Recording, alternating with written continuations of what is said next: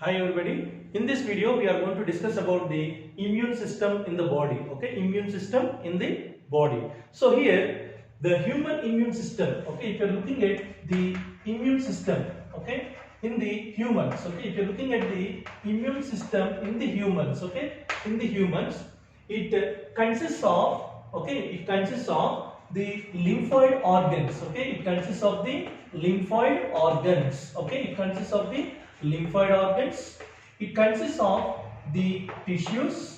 Okay, it consists of tissues.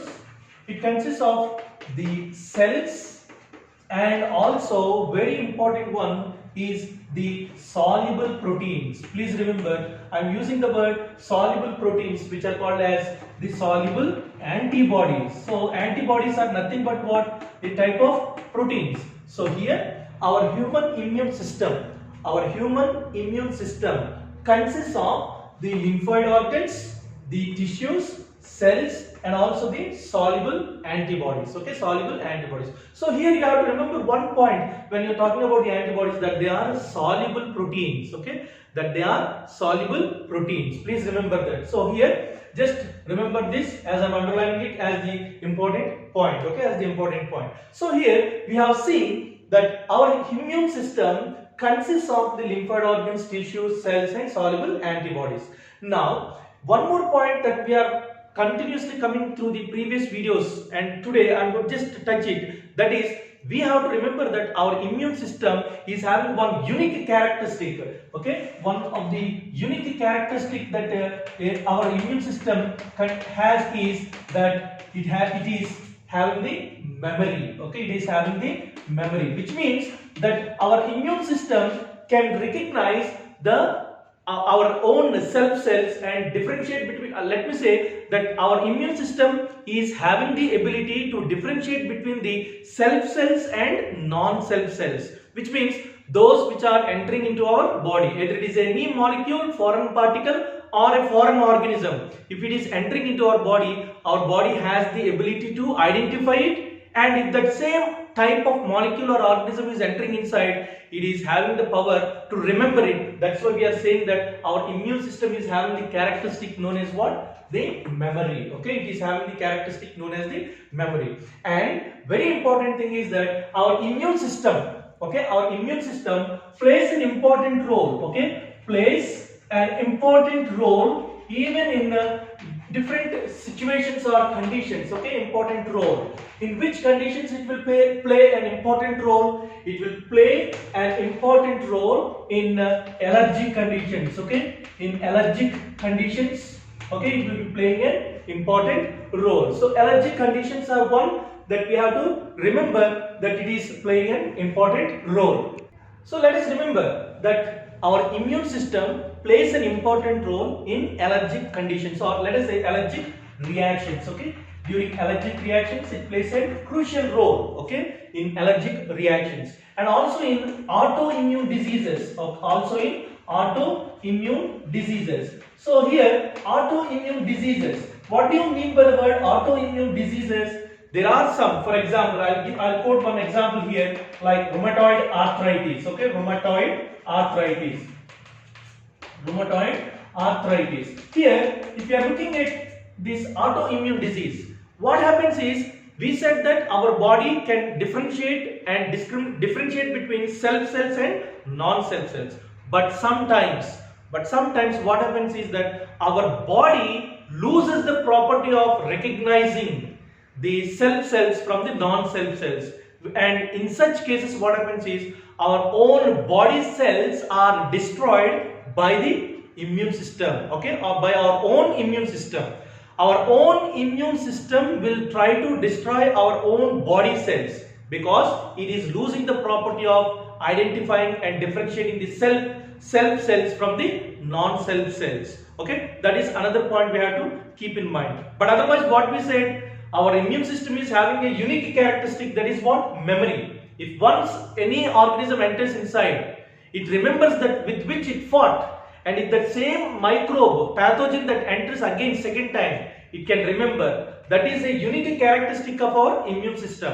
But again, what we are saying here is that it is, and contrary to this is autoimmune disease, which means our own immune system will try to fight against or destroy our own body cells, which is a very dangerous one, and we are calling it as autoimmune diseases, or sometimes we call it as autoimmune disorder. And one of the best example is rheumatoid arthritis. And regarding this, we are going to discuss in the next video. Okay, in the next video we are going to see. And our immune system also plays an important role even in organ transplantation. Please remember, even in organ transplantation, our immune system will be playing a crucial role. As we already covered one point, and a very important point that we have to remember, which immune system will be playing a crucial role in organ transplantation. And we have to remember that it is a cell-mediated immunity. Okay, cell-mediated immunity will be playing a crucial role during organ transplantation. So here, let us remember that our human immune system consists of lymphoid organs,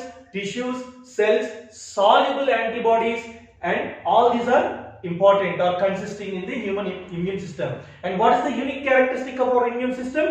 That is, it has the power, memory power. Okay, it has the memory power. And what is the role of this immune system? It is playing an important role in allergic reactions, in autoimmune diseases, and also in organ transplantation. Now let us look at the first.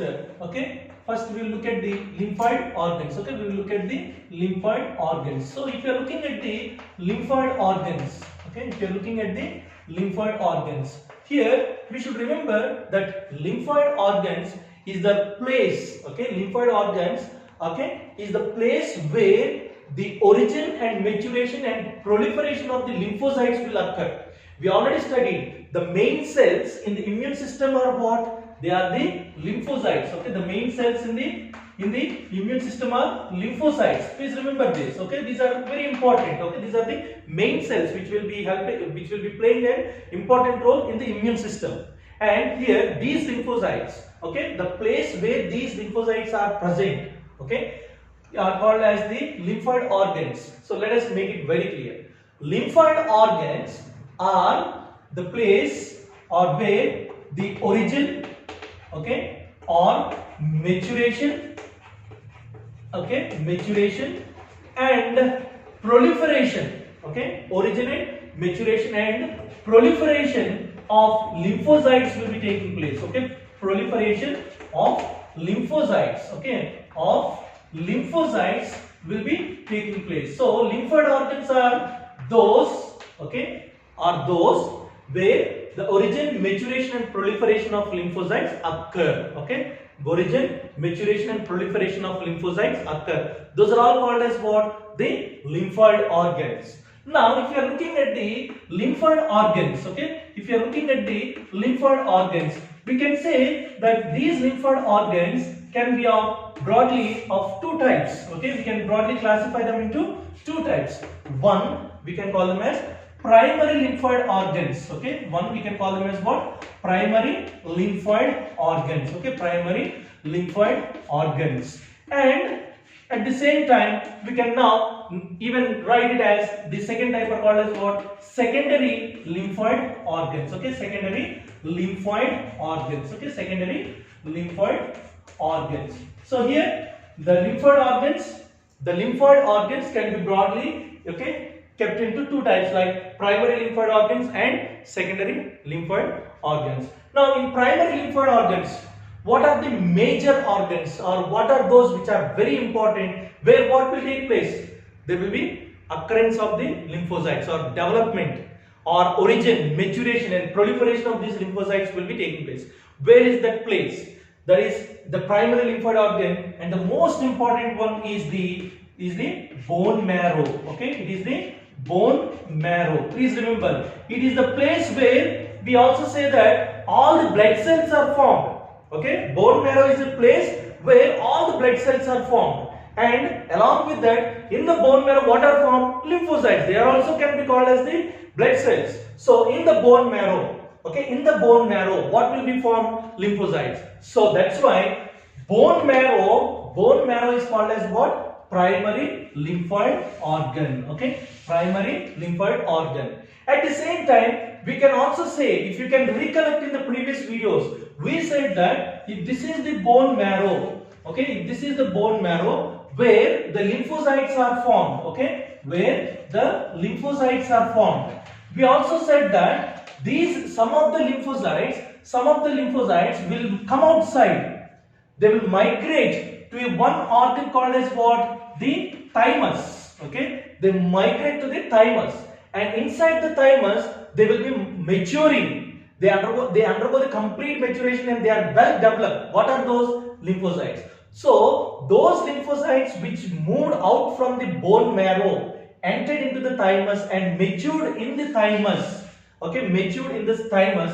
We call them as what? T cells or T lymphocytes. We call them as T cells or T lymphocytes. But those lymphocytes which remained in the bone marrow, matured there only, proliferating there only, we call them as what? B cells. Okay, we call them as B cells, and now here T cells. So here we should remember why we have looked into this is that there is another primary lymphoid organ. Okay, there is another primary lymphoid organ that we can quote it as what? The thymus. Okay, thymus. So here we should, okay, we should keep in mind, and you have to keep in mind that the primary lymphoid organs are bone marrow and thymus. Bone marrow and thymus. And one more point that you have to remember is that if it is in birds, okay, if it is in birds, please remember this, okay, if you are talking about birds, what is that primary lymphoid organ? Okay, what is that primary lymphoid organ? Here in birds, okay, in birds we will be saying that it is bursa fabricis. Okay, bursa fabricis. Okay, bursa fabricis is the place where these lymphocytes will be formed, and this is called as the primary lymphoid organ. Primary lymphoid organ, bursa fabricis. Please remember this, which is important for objective part. Okay, which is important for objective part. So here now we understood that the primary lymphoid organs, okay, the primary lymphoid organs are bone marrow and thymus. So those lymphocytes which are present in the bone marrow or in the thymus, they mature. Okay, in these two regions, what will happen to the lymphocytes? Okay, what will happen to these lymphocytes? These lymphocytes will mature now. Okay, they will be mature. So once they are mature, they are made antigen sensitive lymphocytes. Okay, they are now changed into antigen sensitive lymphocytes, which means now they are well developed, mature, which when they are stimulated by the antigen, immediately they multiply and they fight against the antigen and destroy that particular antigen. So that's what we have to remember is that bone marrow and thymus are the primary lymphoid organs where there are lymphocytes. These lymphocytes get matured and they differentiate into antigen sensitive lymphocytes. Please remember, okay, we can write here mature and differentiate, okay, and differentiate into antigen sensitive lymphocytes. Okay, they change now into antigen sensitive lymphocytes. Now they are ready, they can sense the antigen and they can fight against what? The antigen. So once these are formed here, okay, the lymphocytes are formed.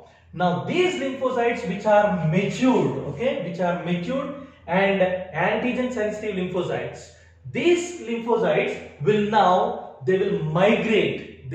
Migrate means they will travel.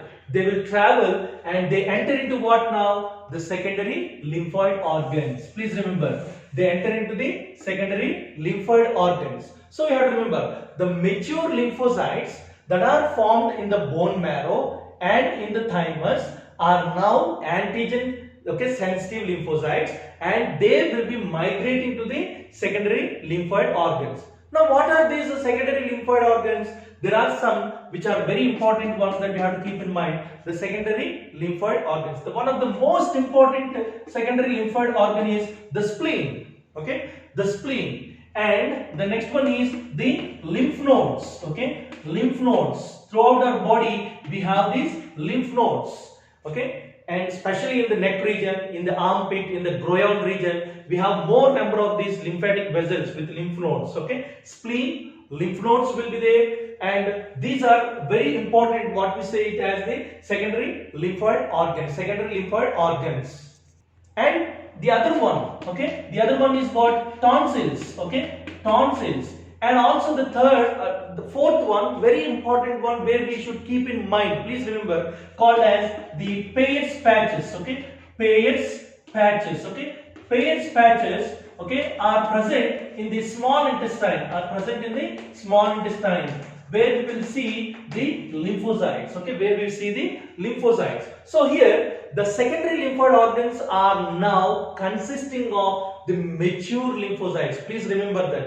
Now secondary lymphoid organs are like somewhere they can be called as like where the lymphocytes are there present more in number, and as soon as if there is any antigen enters inside into the body, immediately these lymphocytes which are there present in the spleen or in the lymph nodes or in the tonsils or even in the Peyer's patches present in the small intestine, immediately they attack the microbes or the pathogen. They attack the pathogen. So these are all what the secondary lymphoid organs present in our body, which will be attacking and fighting or destroying the antigen that enters inside into our body. And okay, when they enter into our body. So here, when we are discussing about the primary lymphoid organs, okay, when we are discussing about the primary lymphoid organs, we have to remember that bone marrow is the main lymphoid organ. Please remember, which is the main lymphoid organ means your answer should be bone marrow, okay. It is in that place the origin of these lymphocytes will be taking place. Please remember. So that's why we are calling that bone marrow is the main lymphoid organ. And what is the other primary lymphoid organ? It is the thymus, okay. It is the thymus, which is a lobed organ, okay. Thymus is a lobed organ. Please remember that. So thymus is a lobed organ located near the heart, okay. Located near the heart, just beneath the breastbone, okay. Just beneath the breastbone we say. We also call this as what? The sternum, the flat bone, okay. Sternum, the flat bone, okay. Just beneath the breastbone we can see the thymus, okay. We can see the thymus. Very interesting point, okay. Very interesting point we have to remember regarding the thymus is that at the birth of the child, this particular thymus gland will be large in size, and as the child reaches to puberty, by the puberty time, this particular thymus reduces in size, which means as the age increases of a child, slowly this particular thymus gland decreases in size. And in some studies they say that it is because of this thymus which becomes very less in size, decreases in size, the old people will have less immune power. The old people will be having less immune power, where they are easily attacked by the disease causing microbes. And if you are seeing small children, kids, okay, they are not easily attacked by the dangerous diseases. It's all because of what? The presence of thymus gland, which will be large in size at the birth. But as the age increases, this thymus gland slowly decreases in size. And please remember that bone marrow and thymus, okay, bone marrow and thymus, these two are providing the microenvironment, okay, these two are providing the microenvironment for the development of the T lymphocytes, okay, for the development of the T lymphocytes. Please remember this, okay, please remember that for the development of the lymphocytes, what is important means that bone marrow and thymus are providing the microenvironment, okay. Bone marrow and thymus are providing the microenvironment for the development of the T lymphocytes.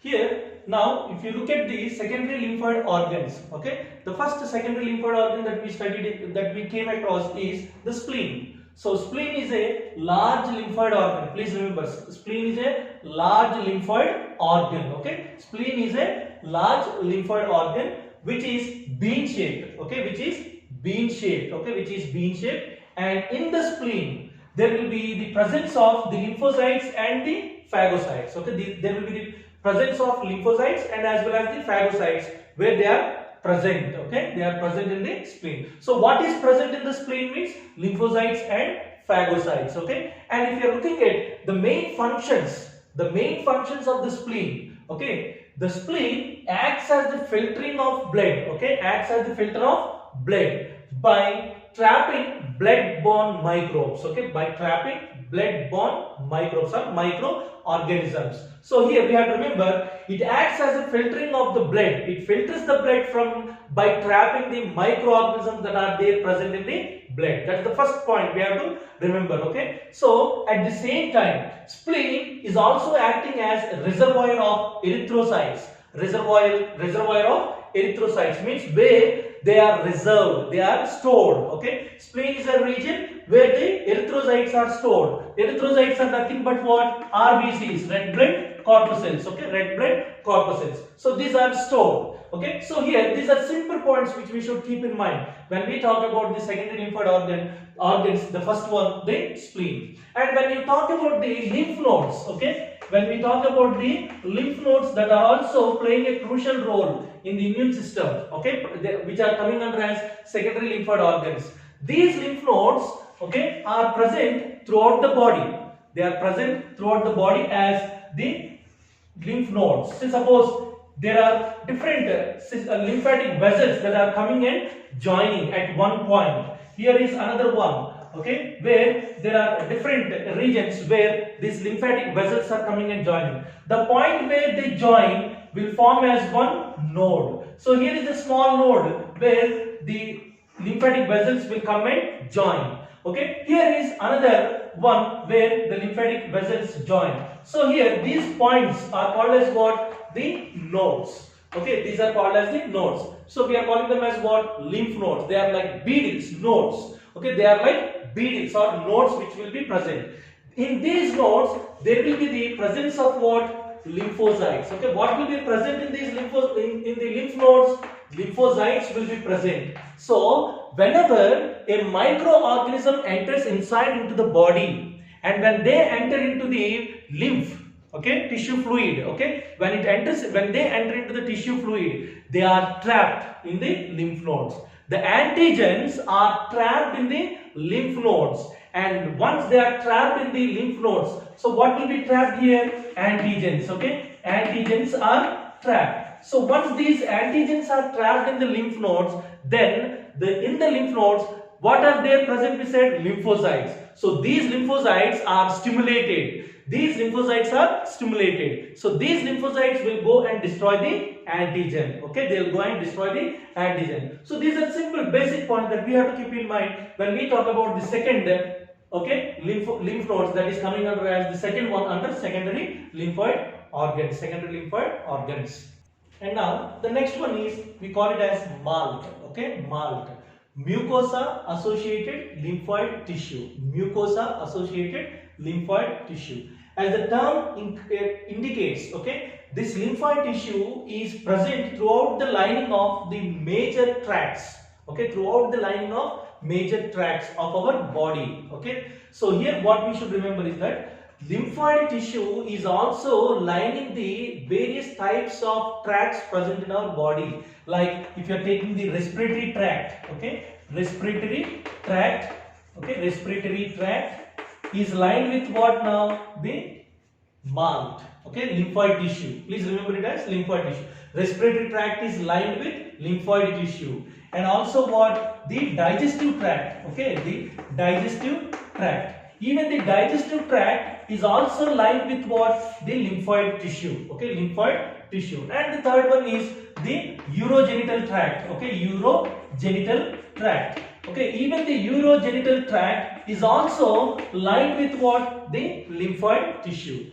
So that's why these three, we are calling it as what? Okay, MALT, mucosa associated lymphoid tissue. Okay, in all these three tracts, what is there present? Lymphoid tissue is there present. What is the function of this lymphoid tissue? To protect from various microorganisms and destroy those various microorganisms. And please remember, 50% of the lymphoid system is of this only, okay, is of this only. So we have to remember respiratory system, digestive tract and urogenital tract, urogenital tract. So let us remember very important point that it consists of, okay, 50% okay, lymphoid tissue in the human body. Okay, only this mucosa associated lymphoid tissue is about 50%. Okay, 50%. Okay, of it constitutes of 50% of the lymphoid tissue, we can say. Okay, lymphoid tissue in human body. So you have to remember how much is lymphoid tissue in human body means it is about, okay, 50%. Okay, it is about 50%. Majorly lining the tracts called as what? Respiratory tract, digestive tract, and urogenital tract. So these are all the points which we should keep in mind when we are talking about the immune system in the body. Okay, immune system in the body. Especially we studied about the lymphoid organs, primary lymphoid organs and secondary lymphoid organs. Thank you so much.